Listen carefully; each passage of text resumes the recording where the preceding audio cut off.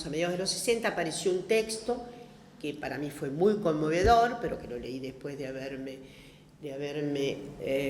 devenido feminista, que fue Nuestros cuerpos, nuestras vidas, que seguramente algunas de las gentes de mi edad leyeron, que era el grupo famoso de las mujeres de Boston, que tomaron sus propios cuerpos, y esto lo podemos leer hoy en podemos hacer varias semiologías de ese texto. Ese texto encarna obviamente el significado que yo creo con el que tenemos que asociar la lucha por nuestra liberación en torno de una recuperación de nuestro cuerpo, una nueva sintonía con el cuerpo, una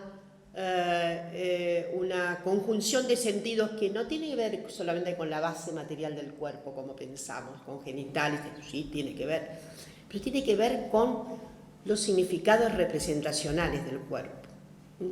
Y los significados representacionales acerca de las violencias, las marcas violentas que tiene el cuerpo. Por eso, son marcas que son intangibles, pero que su daga ha hundido nuestras subjetividades. Entonces, en los 60, las feministas hicieron un recupero completo del significado del cuerpo y obviamente instalaron una cantidad teórica que impregnaba los nuevos sentidos de la liberación y la emancipación de las mujeres, que no se compadecía con algunos antecedentes, más que con algunos antecedentes. Probablemente hay dos grandes antecedentes que no pueden dejar de mencionarse: Virginia Woolf, en Un cuarto propio y en Tres Guineas. Es una marca soberbia, una primera imbricación de los sentidos antipatriarcales con mucha destreza y con mucha densidad. Y el segundo sexo, desde luego, que este año va a cumplir la friolera de, ¿cuántos? 70 años, ¿no?, de la aparición del segundo sexo. Tendremos muchas fiestas. Pero lo que deviene teóricamente del 60 para acá es atronador. Y un lexema que es el que tiene, digamos, va a estar imbricado de todos los sentidos de la política feminista. Lo personal es político. Que es notable, porque cuando recorremos cómo se hizo el lexema, quién lo hace, ocurre algo bello. Muchas feministas que lo usaron dicen: no, pero yo no soy la dueña del lexema. Me parece que fue fulana que lo dijo. Ustedes saben que eso es muy bello.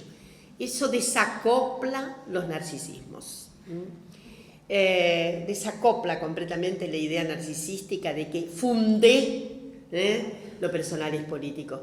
Que ustedes saben que es estructurante. Lo personal es político. Lo que me pasa es de todas. Lo que tengo, lo que me angustia y lo que vibro es una malla social. Es la malla social.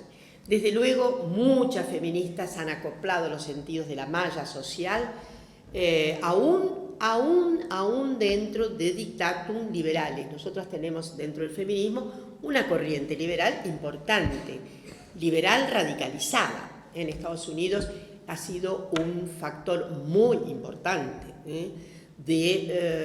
para retar de manera teórica y política al patriarcado. Y obviamente una generación de muy diferentes formas de feminismos. Insisto, uno de estos cauces es esto, pero también ha habido llamados feminismos materialistas y feminismos de la identidad y feminismos de las diferencias, etcétera, etcétera. Y un cierto, yo diría, malestar creciente hubo, sobre todo en los años 70, con un malestar que luego coaguló en formas muy díscolas y muy importantes de feminismos otros, y era obviamente los feminismos que tenían mucho que retar a los feminismos hegemónicos, heterosexuales, blancos, protestantes y demás. Hubo ya una gran emergencia de contrariedades en el seno de las feministas, sobre todo norteamericanas, y por supuesto, creció en los últimos 20 años, ha crecido un llamado feminismo decolonial o postcolonial, que tiene una figura como María Lugones, y a tantas otras, digamos, a tantas otras militantes, adherentes y teóricas en América Latina. Tengo 5 minutos porque quiero que ustedes pregunten y decirles que evidentemente el recorrido que he hecho, hubo también una saga, un dictador feroz, que era en realidad un hermano y un hermano, en la Costa Rica, que termina en los años 20, y las mujeres tuvieron ahí un protagonismo notable contra la dictadura de los Tinoco. También no me puedo olvidar de esta circunstancia. Y también ha habido feminismos matizados, de hecho, con militantes que no provenían de las clases medias. En el caso de Venezuela, se conoce poco del feminismo de los años 60 y 70, pero ahí hubo también militantes de origen afroamericano, afro-venezolano. Hubo una figura muy interesante que se llama Argelia, que murió no hace mucho tiempo, muy viejita, que era afrodescendiente y que fulgura, una figura notable, que además después se va a hacer la guerrilla, era feminista, se fue a hacer la guerrilla, volvió, se hizo todavía más feminismo y, en fin, lo que quería decirles es que, sin embargo, no está garantizado que efectivamente todos los cauces feministas sean igualmente democráticos, redistributivos y que lleven a la idea no solamente de quebrar la estirpe patriarcal, sino de quebrar las fórmulas acumulativas ominosas de riqueza. No es tan íncito esto. Hay recientemente una joven inglesa hizo un texto muy interesante con el que pudimos discutir acá hace 2 años, Nina Power, un texto que se llama La mujer unidimensional. Justamente Nina está muy afectada por lo que sería no compartir el principio de una cierta regulación de los feminismos en atmósferas proimperialistas. Si hay algo que el feminismo no puede hacer es acampar en fórmulas imperialistas, porque desde mi perspectiva es casi un oxímoron.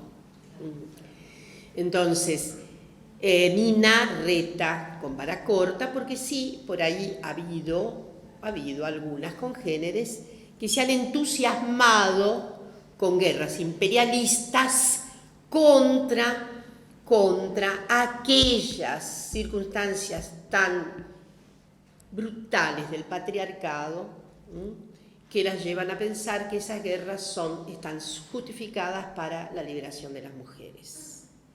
Una guerra imperialista es una guerra que debe ser combatida por feministas y no feministas. Una guerra imperialista es una guerra que desmiente absolutamente cualquier principio, cualquier acierto que podamos hacer en nombre de nuestra dignidad. Una guerra imperialista no tiene ningún significado más que la atrocidad. Entonces, Nina Power decía que había visto con espanto algo así como la justificación de unas guerras. Ustedes ya saben de qué sociedades nos estamos refiriendo. Sociedades generalmente que están en Medio Oriente y demás, y que no puede suscitar en nosotros sino una repulsa, porque no es posible conciliar liberación de las mujeres con opresión imperialista. No es posible conciliar. Y para terminar, entonces decirles que, si bien parece que tenemos un pacto íntimo y público, ¿no?, de una liberación de nosotras mismas, de todas las férulas del sometimiento, debemos pensar que hay una cierta tradición en la Argentina que a mí me gusta siempre conmemorar. La tradición del feminismo en la Argentina es una tradición anti-individualista. Es una tradición, alguna querida colega americana, Karen Offen, llamó feminismo de corte relacional.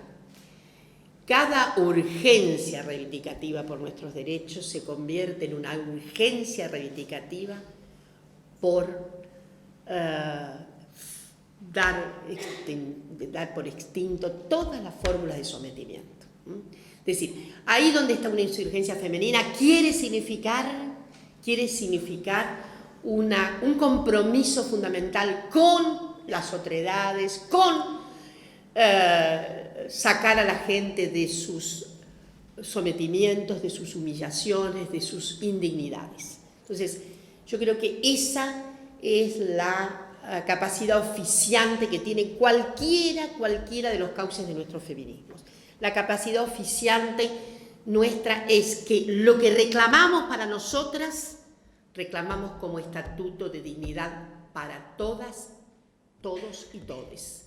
Que no hay una posibilidad que enmarquemos nuestras reivindicaciones en el ángulo pequeño e individualista de yo me liberé.